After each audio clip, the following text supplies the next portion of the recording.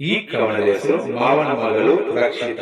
ಇದನ್ನು ಬರೆದವರು ಆರ್.ಕೆ. ಅನಿಲ್ ಕುಮಾರ್. ಇದರ ಬರವಣಿಗೆ ವೆಂಕಟರತ್ನ ಸಿ.ಎಲ್.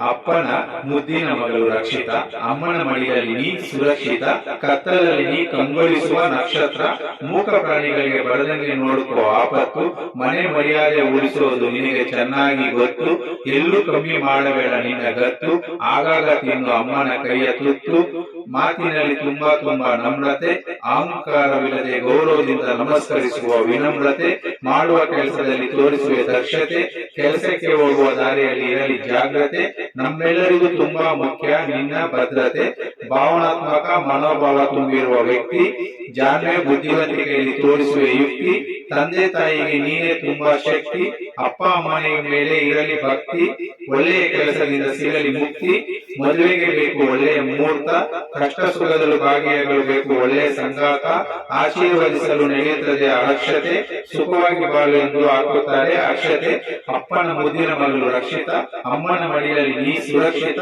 ಕತ್ತಲಲ್ಲಿ ನೀ ಕಂಗೊಳಿಸುವ ನಕ್ಷತ್ರ.